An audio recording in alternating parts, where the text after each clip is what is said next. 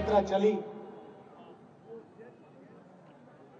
और बहुत सारे लोगों ने रास्ते पर हमें पूछा,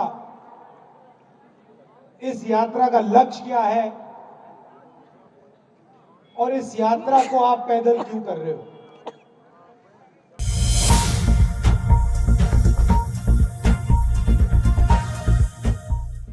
कांग्रेस ने 8 मार्च को लोकसभा चुनाव के लिए अपने उम्मीदवारों की पहली लिस्ट जारी की।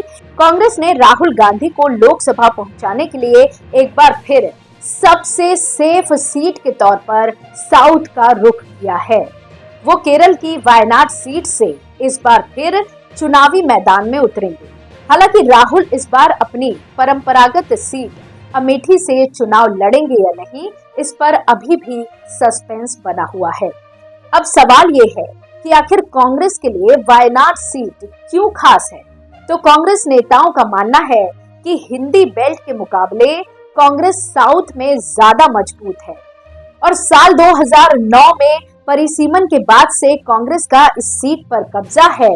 यहां से राहुल गांधी को बड़ी जीत दिलाने के लिए कई दिग्गज नेताओं की जमात भी उनका साथ देगी। वहीं पार्टी को उम्मीद है कि केरल की इस सीट से राहुल की दावेदारी का प्रभाव कर्नाटक और तमिलनाडु की लोकसभा सीटों पर पड़ेगा, क्योंकि दोनों राज्य की सीमा वायनाड से जुड़ी हुई है। अगर पिछले लोकसभा चुनाव की बात की जाए तो कांग्रेस नेता राहुल गांधी ने साल 2019 के लोकसभा चुनाव में यूपी के अमेठी और केरल के वायनाड से दावेदारी की थी, जहां वो वायनाड में जीतने में कामयाब रहे, लेकिन उन्होंने अपनी परंपरागत सीट अमेठी को गंवा दिया। उन्होंने वायनाड में सीपीआई नेता को हराकर 4 लाख वोटों के भारी अंतर से जीत दर्ज की थी। राहुल गांधी को करीब 6.5 लाख वोट मिले थे, जबकि सीपीआई नेता को मात्र 2.5 लाख मत मिले थे। लेकिन बताया जा रहा है कि इस बार आसान नहीं होगा राहुल का सफर। कांग्रेस ने वायनाड से राहुल गांधी की दावेदारी को फाइनल कर दिया है, जबकि सीपीआई ने डी राजा की पत्नी एनी राजा को अपनी प्रत्याशी बनाकर महिला कार्ड चल दिया है। सीपीआई नेताओं का कहना है कि राहुल गांधी को यहां से चुनाव नहीं लड़ना चाहिए, क्योंकि कांग्रेस बोलती है कि उनकी लड़ाई बीजेपी से, और अगर वो लेफ्ट के खिलाफ चुनाव लड़ेंगे तो लोगों में मैसेज गलत जाएगा। वहीं एक बात ये भी है कि केरल की सीटों पर कांग्रेस अपना दबदबा नहीं छोड़ना चाहती। पिछले चुनाव में कांग्रेस को भले देश में 52 ही सीट मिली हो, लेकिन अकेले केरल की 20 में से 19 सीटों पर कांग्रेस गठबंधन ने जीत दर्ज की थी। राहुल और उनके सबसे विश्वस्त नेता केसी वेणुगोपाल यहीं से आते हैं। इसके अलावा 3 बार से सांसद रहे शशि थरूर भी केरल से ताल्लुक रखते हैं।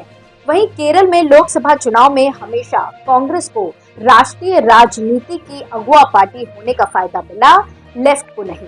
साथ ही कांग्रेस के विरोध में माहौल तैयार करने के लिए मोदी कह रहे हैं कि ये पार्टी इस बार 40 से ज्यादा सीटें नहीं जीतेगी। ऐसे में कांग्रेस के लिए जरूरी है कि वो केरल जैसे अपने गढ़ को बचाकर रखे। पिछले दिनों उत्तर भारत बनाम दक्षिण भारत की राजनीति खूब हुई, जिसमें कांग्रेस ने दक्षिण भारत की ओर से मोर्चा संभाला है।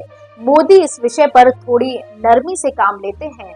ऐसे में कांग्रेस और राहुल गांधी के लिए जरूरी हो जाता है कि वे अपना बेस दक्षिण में ही बनाए रखें और वोटरों को यह एहसास कराए कि वे अब दक्षिण भारत का ही हिस्सा है, ताकि भाजपा के दक्षिण में फैलाव को रोका जा सके। उनकी इस लड़ाई में न सिर्फ कर्नाटक से उनकी पार्टी, बल्कि पड़ोसी तमिलनाडु की डीएमके पार्टी की ओर से भी खूब साथ मिला है। वे वायनाड और केरल में अपने पैर मजबूत करके मोदी की नाक में दम करना चाहते हैं। वहीं वायनाड बीजेपी की पहुंच से फिलहाल दूर नजर आता है। हालांकि संघ ने तो बहुत हाथ पैर मारे हैं, लेकिन केरल में भाजपा पैठ नहीं बना पाई। वहीं इस बार भी वायनाड से भाजपा का वैसा कोई प्लान नहीं जैसा अमेठी रायबरेली को लेकर है। वहीं बीते दिनों राहुल गांधी के अमेठी और वायनाड से चुनाव लड़ने की चर्चा पर केंद्रीय मंत्री स्मृति ईरानी ने निशाना साधा था। उन्होंने कहा, यदि राहुल गांधी 2 सीटों से चुनाव लड़ेंगे तो मान लिया जाए कि वे अमेठी हार रहे हैं। लेकिन इन सब से बेपरवाह राहुल और कांग्रेस ने तय किया कि वे अपनी वायनाड सीट पर डटे रहेंगे, जिसने पिछले चुनाव में अमेठी की हार के बाद भी उन्हें संसद तक पहुंचाया था। वहीं एक फैक्टर ये भी है कि वाम दल अगर नाराज भी होंगे तो बाद में मना लिया जाएगा। हमेशा से कहा जा रहा था कि यदि केरल में कांग्रेस और वाम दल आमने सामने होंगे तो इंडिया गुट की इससे बड़ी किरकिरी नहीं हो सकती। लेकिन इस बहस में पड़ने के बजाय कांग्रेस ने प्रैक्टिकल रास्ता अपनाया है। कांग्रेस और लेफ्ट पार्टियां ये अच्छी तरह समझती हैं कि उनका प्रमुख मुकाबला आपस में नहीं बल्कि केंद्र में भाजपा से है। ये विधानसभा चुनाव में दो हाथ कर लेंगे, लेकिन लोकसभा चुनाव में ज्यादा एनर्जी बर्बाद करना ठीक नहीं। पिछले लोकसभा चुनाव में लेफ्ट को केरल में महज एक सीट से संतोष करना पड़ा था। इस बार वो चुनाव में थोड़ा सम्मानजनक स्कोर चाहती है।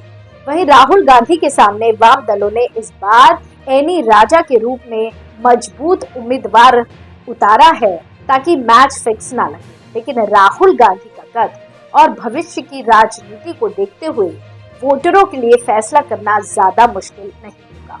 कांग्रेस जानती है कि यदि लोकसभा चुनाव में दोनों पार्टियों के बीच खटास आई भी तो उसे आगे चलकर दूर किया जा सकता है।